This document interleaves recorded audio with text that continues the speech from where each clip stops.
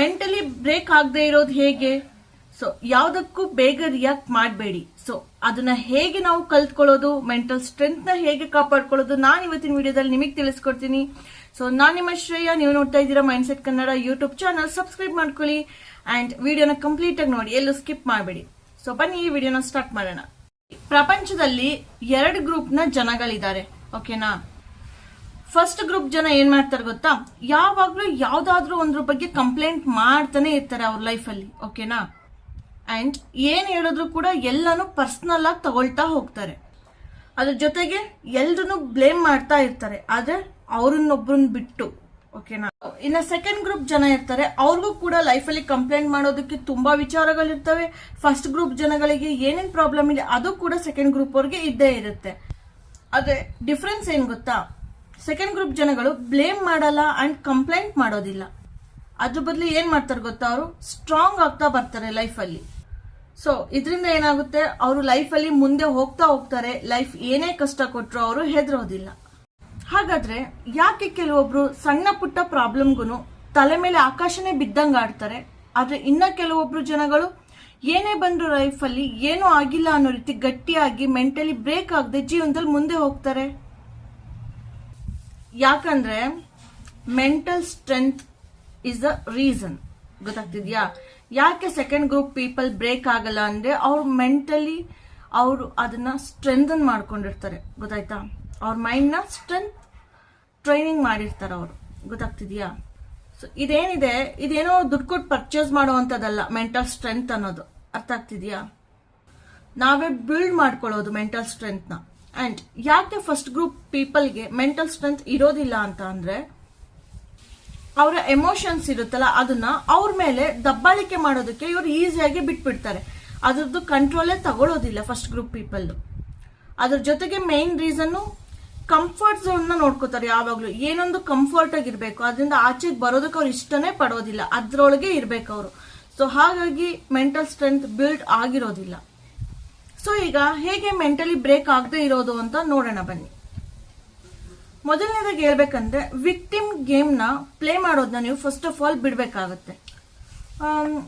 ಈಗ ನನಗೂ ಕೂಡ ಕಮೆಂಟ್ ಗಳಲ್ಲಿ ಮತ್ತೆ ನಾನು ಲೈವ್ ಮಾಡ್ತೀನಲ್ಲ, ಯೂಟ್ಯೂಬ್ ಲೈವ್, ಸೊ ಅಲ್ಲೂ ಕೂಡ ತುಂಬಾ ಜನ ಹೇಳ್ತಿರ್ತೀರ, ಆಗಲ್ಲ, ಇದೆಲ್ಲ ಆಗ್ತಾ ಇಲ್ಲ, ನನಗೆ ಕಾನ್ಸಂಟ್ರೇಷನ್ ಬರ್ತಿಲ್ಲ, ಮನಸ್ಸು ಒಂದು ಕಡೆ ನಿಲ್ತಿಲ್ಲ, ಮೀನ್ ತುಂಬಾ ಈ ತರ ಹೇಳ್ತಾ ಹೋಗ್ತಾರೆ, ಆಗಲ್ಲ ಇದನ್ನೆಲ್ಲ ಮಾಡೋದಕ್ಕೆ ಮೇಡಮ್ ಅಂತ ಅನ್ಬಿಟ್ಟು. ಹೌದಾ?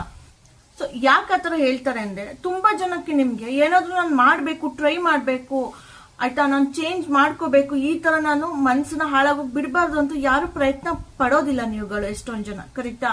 ಸೊ ನಿಮಗೆ ಜಸ್ಟ್ ಸಿಂಪತಿ ಬೇಕಿರುತ್ತೆ. ಓಕೆ, ಇವ್ರ ಲೈಫಲ್ಲಿ ಹಿಂಗ ಆಗ್ತಿದೆ, ಅಯ್ಯೋ ಪಾಪ ಅನ್ನೋರು ಬೇಕಿರ್ತಾರ ಅಷ್ಟೇ ನಿಮ್ಗೆ.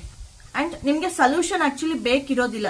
ಈ ತರ ಸಿಂಪತಿ ಮೇಲೆ ನೀವ್ ಎಷ್ಟು ದಿನ ಜೀವನ ಮಾಡೋದಕ್ಕಾಗುತ್ತೆ ಹೇಳಿ? ಎಲ್ಲರೂ ಸಿಂಪತಿ ಕಟ್ಕೊಂಡು ನೀವೇನ್ ಮಾಡ್ತೀರಾ? ನಿಮ್ ಲೈಫಲ್ಲಿ ಏನೂ ಯೂಸ್ ಆಗೋದಿಲ್ಲ ಯಾವುದೇ ಸಿಂಪತಿಯಿಂದ. ಸೊ ಯಾವಾಗ ನೀವು ಈ ತರ ವಿಕ್ಟಿಮ್ ಪ್ಲೇ ಮಾಡ್ತೀರಾ, ಸೊ ನಿಮ್ಮ ಪವರ್ನ ನೀವು ಕಳ್ಕೊತಾ ಬರ್ತೀರಾ. ಹೇಗೆ ಅಂದ್ರೆ, ನಿಮಗೆ ನೀವೇ ಹೇಳ್ಕೊತಿದ್ದೀರಲ್ಲ, ನನ್ನಿಂದ ಆಗಲ್ಲ, ನಾನು ಮಾಡಕ್ಕಾಗಲ್ಲ, ನಾನು ಮಾಡಲ್ಲ ಅಂತ. ಸೊ ನಿಮ್ ಪವರ್ ನೀವು ಕಳ್ಕೊಂಡಂಗೆ ಲೆಕ್ಕ ಅದು. ಅದೇ ತರ mentally strong and mental strength training ಯಾರು ಮಾಡ್ಕೊಂಡಿರ್ತಾರೆ ಅವ್ರು ಈ ತರ ಯಾವುದೇ ರೀಸನ್ ಹೇಳೋದೇ ಇಲ್ಲ ಲೈಫಲ್ಲಿ. ಅವರು ಟ್ರೈ ಮಾಡ್ತಾರೆ, ಆಯ್ತಾ, ಆಕ್ಷನ್ ನ ಮಾಡ್ತಾರೆ ಅವರು, ಆಯ್ತಾ, ಸುಮ್ಮನೆ ಹೇಳ್ಕೊಂಡು ಕೂರೋದಿಲ್ಲ ಅವರು. They try. ಗೊತ್ತಾಗ್ತಿದ್ಯಾ? ಸೊ ಅದರಿಂದ ಅವರು ಅವ್ರ ಲೈಫಲ್ಲಿ ನೆಕ್ಸ್ಟ್ ಏನಾಗಬೇಕು ಅನ್ನೋದನ್ನ ಅವರೇ ಡಿಸೈಡ್ ಮಾಡ್ತಾರೆ, ಅವರೇ ಕಂಟ್ರೋಲಿಗೆ ತಗೋತಾರೆ. ಸೊ ನನಗಿದು ಒಳ್ಳೇದಲ್ಲ, ಸೊ ನಾನು ಈ ತರ ಚೇಂಜಸ್ ಮಾಡ್ಕೊಂಡ್ರೆ ನನಗೆ ಒಳ್ಳೇದಾಗುತ್ತೆ ಅನ್ನೋದನ್ನ ಅವರು ಡಿಸೈಡ್ ಮಾಡ್ಕೋತಾರೆ. ಸೊ ನೀವು ಮೆಂಟಲಿ ಸ್ಟ್ರೆಂತ್ ನ ಗೇನ್ ಮಾಡಬೇಕು ಅಂತ ಅಂದ್ರೆ ಇವತ್ತಿಂದನೇ ನೀವು ಕೂಡ ಪ್ರಾಕ್ಟೀಸ್ ಮಾಡಲೇಬೇಕು. ಯಾವಾಗೆಲ್ಲ ನಿಮ್ಗೆ ನನ್ನಿಂದ ಆಗಲ್ಲ ಅಂತ ಅನಿಸ್ತಾ ಇರುತ್ತಲ್ಲ, ಅವಾಗೆಲ್ಲ ನಿಮಗ್ ನೀವೇ ಕ್ವಶನ್ ಮಾಡಿ, ನನಗಾಗ್ತಾ ಇಲ್ಲ, ಬಟ್ ನಾನು ಏನ್ ಮಾಡ್ಬೋದು, ಇದ್ರ ಬಗ್ಗೆ ಯಾವ ರೀತಿ ನಾನು ಇದನ್ನ ಮಾಡ್ಬೋದು ಅನ್ನೋದನ್ನ ಕ್ವಶನ್ ಮಾಡ್ಕೊಳ್ಳಿ. ಐ ಕಾಂಟ್ ಅನ್ನೋದನ್ನ ವಾಟ್ ಕ್ಯಾನ್ ಐ ಅಂತ ರೀಪ್ಲೇಸ್ ಮಾಡ್ತಾ ಹೋಗಿ. ಗೊತ್ತಾಯ್ತಾ? ನಿಮ್ಗೆ ಯಾವಾಗೆಲ್ಲ ಐ ಕಾಂಟ್ ಅನ್ನುತ್ತೆ ಅಂತ ಫೀಲ್ ಬರುತ್ತೆ, so I can and what I can ಅಂತ ರೀಪ್ಲೇಸ್ ಮಾಡ್ತಾ ಹೋಗಿ. ಸೊ ನೀವು ಯಾವಾಗ ಎವ್ರಿ ಟೈಮ್ ಈ ತರ ರೀಪ್ಲೇಸ್ ಮಾಡ್ತೀರಾ, you will find a solution always. Okay, next ಏನಂದ್ರೆ 90 ಸೆಕೆಂಡ್ ರೂಲ್ ಅಂತ. ಯಾವತ್ತು ಕೋಪನೇ ಬರಲ್ಲ ಅಥವಾ ಆಂಗ್ಸೈಟಿನೇ ಬರಲ್ಲ ಅಂತ ನಾನು ಹೇಳ್ತಿಲ್ಲ.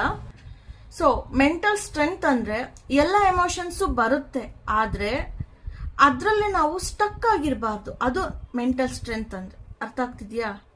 ಸೊ ಎಷ್ಟು ಬೇಗ ಅದರಿಂದ ನೀವು ರಿಕವರ್ ಆಗ್ತೀರಾ ಅನ್ನೋದು ಅಥವಾ ಓವರ್ಕಮ್ ಮಾಡ್ತೀರಾ ಅದನ್ನ ಅನ್ನೋದು ತುಂಬಾ ಇಂಪಾರ್ಟೆಂಟ್ ಆಗುತ್ತೆ ಇಲ್ಲಿ.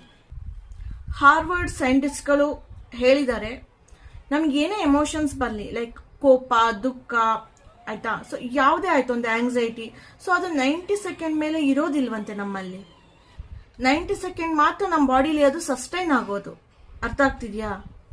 ಸೊ ಅದಕ್ಕೋಸ್ಕರ ಆ ಥರ ಯಾವುದೇ ಒಂದು ಎಮೋಷನ್ಸ್ ಬಂದಾಗ ಅದಕ್ಕೆ ತಕ್ಷಣ ರಿಯಾಕ್ಟ್ ಮಾಡೋ ಬದಲು 90 ಸೆಕೆಂಡ್ ಸ್ವಲ್ಪ ನೀವು ಸಮಾಧಾನವಾಗಿರೋದನ್ನ ಕಲ್ತ್ಕೊಳ್ಳಿ, ಕಂಟ್ರೋಲ್ ಮಾಡ್ಕೊಳ್ಳಿ ಆ ಎಮೋಷನ್ನ. ಸೊ ಡೀಪ್ ಬ್ರೆತ್ ತಗೊಳ್ಳಿ ನೀವು, ಓಕೆನಾ? ಸೊ ನಿಮ್ಮ ಮೈಂಡು ಮತ್ತೆ ಬಾಡಿ ಕಾಮ್ ಆಗುತ್ತೆ ಅವಾಗ ಸ್ವಲ್ಪ. ಸೊ 90 ಸೆಕೆಂಡ್ ಆದ್ಮೇಲೆ ಅದು ತಾನಾಗೆ ಕಾಮ್ ಆಗಿರುತ್ತೆ. ಬಟ್ ಸ್ಟಿಲ್ ನೀವು ಅದೇ ಒಂದು ದ್ವೇಷನ, ಗ್ರಡ್ಜಸ್ನ, ಕೋಪನ, ಇಲ್ಲ ನನಗೆ ಬೇಕೇ ಬೇಕದು, ನಾನು ಅದನ್ನ ಕ್ಯಾರಿ ಮಾಡ್ತೀನಿ ಅಂತ ಅಂದ್ಕೊಂಡು ನೀವೇ ಅದನ್ನ ಹೋಲ್ಡ್ ಮಾಡಿದ್ರೆ ಅದು ನಿಮಗೆ ಬಿಟ್ಟಿದ್ದು, ಆಯ್ತಾ? ಸೊ ಆ 90 ಸೆಕೆಂಡ್ ಆದ್ಮೇಲೆ ಆ ಕೋಪನ ನೀವು ಅಲ್ಲಿಗೆ ಬಿಡ್ತೀರಾ ಅಥವಾ ಅದನ್ನ ಇಲ್ಲ ನಾನು ಅದನ್ನ ಕ್ಯಾರಿ ಮಾಡ್ತೀನಿ ಅಂತ ಮುಂದಕ್ಕೆ ತಗೊಂಡು ಹೋಗ್ತೀರಾ? ಸೊ ನೀವೇನ್ ಡಿಸೈಡ್ ಮಾಡ್ತೀರಾ ಅದ್ರ ಮೇಲೆ ನಿಮ್ಮ ಮೆಂಟಲ್ ಸ್ಟ್ರೆಂತ್ ಡಿಪೆಂಡ್ ಆಗಿರುತ್ತೆ ಅಂಡ್ ನಿಮ್ಮ ಮೆಂಟಲ್ ಸ್ಟ್ರೆಂತ್ ಕೂಡ ಗ್ರೋ ಆಗುತ್ತೆ. ಸೊ ನೆಕ್ಸ್ಟ್, ನಮ್ಮ ಲೈಫಲ್ಲಿ ಏನ್ ಮಾಡ್ತೀವಿ ನಾವು, ಆದಷ್ಟು ಈಸಿ ಇರೋದನ್ನ ಚೂಸ್ ಮಾಡ್ತಾ ಹೋಗ್ತೀವಿ ಪ್ರತಿಯೊಂದು ವಿಷಯದಲ್ಲೂ, ಹೌದಾ? ಸೊ ನಾನು ಹೇಳೋದೇನಂದ್ರೆ, ಪರ್ಪಸ್ಫುಲಿ ಏನ್ ಕಷ್ಟ ಇದೆಯಾ ಅದನ್ನ ಮಾಡ್ತಾ ಹೋಗಿ ನಿಮ್ಮ ಲೈಫಲ್ಲಿ. ಸೊ ಯಾವುದೇ ಒಂದು ಟೈಮಲ್ಲಿ ಏನೇ ಒಂದು ನಡೆದ್ರೆ ನಿಮ್ಮ ಲೈಫಲ್ಲಿ ನಿಮ್ಮ ಮೆಂಟಲ್ ಹೆಲ್ತ್ ಹಾಳಾಗೋದಿಲ್ಲ, ಮೆಂಟಲಿ ನೀವು ಬ್ರೇಕ್ ಆಗೋದಿಲ್ಲ. ಅಂದ್ರೆ ಫಾರ್ ಎಕ್ಸಾಂಪಲ್, ಈಗ ನೀವು ಬೆಳಗ್ಗೆ ಹೊತ್ತು ಎದ್ದು ಎಕ್ಸರ್ಸೈಸ್ ಮಾಡಬೇಕು ಅಂತ ಅನ್ಕೊಳ್ಳಿ, ಆಯ್ತಾ? 6 ಗಂಟೆಗೆ ಎದ್ದು ನೀವು ಅದನ್ನ ಚೂಸ್ ಮಾಡ್ತೀರಾ? ಇಲ್ಲ, ನಿದ್ದೆ ಮಾಡಬೇಕು ಚೆನ್ನಾಗಿ, ಆ ಥರ ಡಿಸೈಡ್ ಮಾಡ್ಕೊಂಡು ಸುಮ್ಮನೆ ಮಲ್ಕೋತೀರಾ. ಸೊ ಅಲ್ಲಿಗೆ ಏನಾಯ್ತು, ನಿಮ್ಗೇನು ಕಷ್ಟ ಇದೆ ಅದನ್ನ ನೀವು ಮಾಡ್ತೀರಾ, ರೈಟ್? ನಿಮ್ಮ ಮೆಂಟಲ್ ಹೆಲ್ತ್ ನೀವು ಕಾಪಾಡ್ತಿಲ್ಲ, ನಿಮ್ಮ ಬ್ರೈನಿಗೆ ಹೇಳ್ತಿಲ್ಲ ಇಲ್ಲ ಎದಳು ನಾನು ಎಕ್ಸರ್ಸೈಸ್ ಮಾಡಲೇಬೇಕು, ಇಲ್ಲ ಅಂದ್ರೆ ಮುಂದೆ ಪ್ರಾಬ್ಲಮ್ ಆಗುತ್ತೆ ನೀವು ಹೇಳ್ತಿಲ್ಲ, ಕರೆಕ್ಟಾ? ಏನು ಕಂಫರ್ಟ್ ಇದೆ ಅದನ್ನ ನೀವು ಚೂಸ್ ಮಾಡ್ತಾ ಇದೀರಾ. ಸೊ ಮುಂದೆ ಒಂದಿನ ಹೆಲ್ತ್ ಅಫೆಕ್ಟ್ ಆದಾಗ ಮೆಂಟಲಿ ನೀವು ಬ್ರೇಕ್ ಆಗ್ತಿರೋ, ಓ ನನಗೆ ಈ ತರ ಆಗ್ಬಿಡ್ತಾ ಅಂತ. ಅಂದ್ರೆ ನಿಮ್ ಬ್ರೈನು ರೆಡಿ ಆಗಿಲ್ಲ, you are not mentally prepared for the consequences, right? So ಅದರಿಂದ ಪರ್ಪಸ್ಫುಲಿ ಲೈಫಲ್ಲಿ ಯಾವಾಗಲೇ ಆಯ್ತು ಏನ್ ಕಷ್ಟ ಇರುತ್ತೆ ಅದನ್ನೇ ಚೂಸ್ ಮಾಡಿ, ಆ ಕೆಲಸಗಳನ್ನೇ ಮಾಡಿ, ಆಯ್ತಾ? ನಿಮ್ಮ ಬ್ರೈನ್ಗೆ ಸ್ಟ್ರೆಂತ್ ಟ್ರೈನಿಂಗ್ ಮಾಡ್ತಾ ಹೋಗಿ, ಆಯ್ತಾ? ಸೊ ಅದರಲ್ಲಿ ಫೇಲ್ ಆದ್ರೂ ಕೂಡ ಪರವಾಗಿಲ್ಲ. ಸೊ ಅದು ರೂಢಿ ಆಗ್ತಾ ಹೋಗುತ್ತೆ ಲೈಫಲ್ಲಿ. ಮುಂದೆ ಏನೋ ಒಂದು ಬ್ರೇಕಪ್ ಆಗ್ಬೋದು, ಯಾರನ್ನೋ ಒಂದು ಏನೋ ಸಂದರ್ಭದಲ್ಲಿ ನಿಮ್ಮನ್ನ ಏನೋ ಬಿಟ್ಟು ಹೋಗ್ಬಿಟ್ಟು, ಆಯ್ತಾ, ನಿಮ್ ಜೊತೆ ಮಾತಾಡ್ದಲ್ಲಿ ಇರಬಹುದು, ಆಯ್ತಾ? ಅಥವಾ ಯಾವ್ದೋ ಒಂದು ಕೆಲಸದಿಂದ ನಿಮ್ಮನ್ನ ತೆಗಿಬಹುದು. ಐ ಮೀನ್ ಏನೇ ಸಿಚುಯೇಷನ್ ಬರಲಿ, ಆಯ್ತಾ? ನೀವು ಈ ಸಣ್ಣ ಪುಟ್ಟದ್ರಿಂದ ಮಾಡ್ತಾನೆ ಎಕ್ಸರ್ಸೈಸ್ ಮಾಡೋದು, ಎದೊಳೋದು, ಆ ತರದಲ್ಲಿ ಎಕ್ಸಾಂಪಲ್ ಅಷ್ಟೇ, ಆ ಥರ ತುಂಬಾ ಇದಾವೆ, ಆಯ್ತಾ? ಸೊ ಆ ಥರ ನೀವು ಬ್ರೈನ್ ನ ಟ್ರೈನ್ ಮಾಡಿರ್ತೀರ. ಸೊ ಮುಂದೆ ಯಾವುದೇ ಒಂದು ಘಟನೆಗಳು ನಡೆದ್ರು ನೀವು ಅಷ್ಟು ಬೇಗ ಬ್ರೇಕ್ ಆಗೋದೇ ಇಲ್ಲ. ಅರ್ಥ ಆಗ್ತಿದ್ಯಾ? ಇನ್ನೊಂದು ಎಕ್ಸಾಂಪಲ್ ಕೊಡ್ಬೇಕಂದ್ರೆ, ಈಗ ಗೌರ್ಮೆಂಟ್ ಜಾಬ್ ಆದ್ರೆ ಕೆಲಸ ಜಾಸ್ತಿ ಇರಲ್ಲ, ಸೊ ಆತರ ಅನ್ಕೊಂಡು ಗೌರ್ಮೆಂಟ್ ಜಾಬ್ ತಗೊಳ್ಳೋಣ, ಸೊ ಆತರ ಟ್ರೈ ಮಾಡೋದಕ್ಕೆ ಹೋಗ್ತಾರೆ, ಕರೆಕ್ಟ್ ತಾನೆ? ಅಂದ್ರೆ ಲೈಫ್ ಸೆಟಲ್ಡ್ ಆಗಿರ್ಬೇಕು. ಅಂಡ್ ಕೆಲವೊಬ್ರು ಇರ್ತಾರೆ ಹುಡುಗಿರೋದನ್ನು, ಲೈಕ್ ಓಕೆ ಏನು ಓದಿದೀನಿ ಒಂಚೂರು PUC ಗೀಸಿ, ಓಕೆ ಯಾರಾದ್ರೂ ಚೆನ್ನಾಗಿ ದುಡಿಯೋರ್ನ ಮದ್ವೆ ಆಗ್ಬಿಟ್ಟು ಆರಾಮಾಗಿ ಇದ್ಬಿಡೋಣ. ನೋ, ಲೈಫಲ್ಲಿ ಸ್ವಲ್ಪ ಸ್ಟ್ರಗಲ್ ಪಡಿ, ಆಯ್ತಾ? ಸೊ ನೀವು ಮದ್ವೆ ಆಗ್ಬೋದು, ಯಾರನ್ನೋ ನೋಡ್ಕೋತಾರೆ ಅಂತ, ಅವ್ರು ನಿಮಗೆ ಕೈ ಕೊಡ್ಬೋದು ಅಥವಾ ಅವ್ರ ಡೆತ್ತೇ ಆಗ್ಬೋದು. ಮುಂದೆ ಏನು, ನೀವು ಅದಕ್ಕೆ ಮೆಂಟಲಿ ಪ್ರಿಪೇರ್ಡ್ ಆಗಿರಲ್ಲ. ಸೊ ಫಸ್ಟ್ ಮೆಂಟಲ್ ಸ್ಟ್ರೆಂತ್ ನ ಬೆಳೆಸ್ಕೊಳ್ಳಿ, ಕಷ್ಟ ಆಗಿರೋದನ್ನೇ ಮಾಡಿ ಲೈಫಲ್ಲಿ, ಆದಷ್ಟು ಎಲ್ಲೆಲ್ಲ ಅವಕಾಶ ಸಿಗುತ್ತೆ ಅಲ್ಲಿ. ನೆಕ್ಸ್ಟ್, ನಿಮ್ಮ ಥಾಟ್ಸ್ ಇಂದ ಡಿಸ್ಟೆನ್ಸ್ ನ ಮೇಂಟೈನ್ ಮಾಡ್ಕೊಳ್ಳಿ, ಓಕೆನಾ? ಸೊ ಅಂದ್ರೆ ಯಾವಾಗೆಲ್ಲ ನಿಮ್ಗೆ ಅನ್ಸಿದೆ ಅಯ್ಯೋ ಯಾಕೆ ಈ ತರ ಆಗ್ತಿದೆ, ಏನಾಗ್ತಿದೆ ನನ್ನ ಲೈಫಲ್ಲಿ, ಎಲ್ಲ ಹಾಳಾಗ್ತಿದೆ ಅಂತ ಈ ತರ ಅನ್ಸುತ್ತೆ ಅಲ್ವಾ?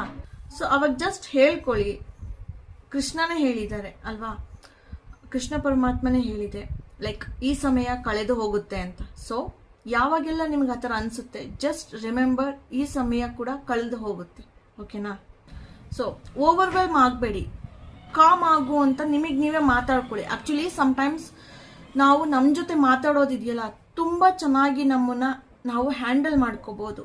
ಅರ್ಥ ಆಗ್ತಿದೆಯಾ? ನಮ್ಮ ಜೊತೆ ನಾವು ಮಾತಾಡೋದನ್ನ ನಾವು ಕಲ್ತ್ಕೋಬೇಕು, ಹೇಳ್ಬೇಕು, ಓಕೆ ಸಮಾಧಾನ, ಓಕೆ ಗಾಬರಿ ಆಗ್ಬೇಡ, ಓಕೆ ಆರಾಮಾಗಿರು, ಸರಿ ಹೋಗುತ್ತೆ ಲೈಫಲ್ಲಿ ಮುಂದೆ, ಇದು ಜಸ್ಟ್ ಒಂದು ಸಿಚುಯೇಷನ್ ಈ ತರ ಆಗಿದೆ ಅಷ್ಟೇ, ಎಲ್ಲರ ಲೈಫಲ್ಲಿ ಈ ತರ ಬರುತ್ತೆ, ಓಕೆ? ಸೊ ನಾನು ಇನ್ನ ಸೋತಿಲ್ಲ, I am happy, so I will make it, I will do it. So ಈ ತರ ನಿಮಗೆ ನೀವು ಹೇಳ್ಕೋಬೇಕು, ಮಾತಾಡ್ಕೋಬೇಕು, ಗೊತ್ತಾಗ್ತಿದ್ಯಾ? ಸೊ ಎಮೋಷನ್ಸ್ ಇಂದ ಸ್ವಲ್ಪ ಡಿಟ್ಯಾಚ್ಮೆಂಟ್ನ ನೀವು ಬೆಳೆಸ್ಕೊಳ್ತಾ ಹೋಗಬೇಕು ಆಯ್ತಾ. ಆವಾಗ ನೀವು ಮೆಂಟಲ್ ಸ್ಟ್ರೆಂತ್ ಚೆನ್ನಾಗಾಗ್ತಾ ಬರುತ್ತೆ.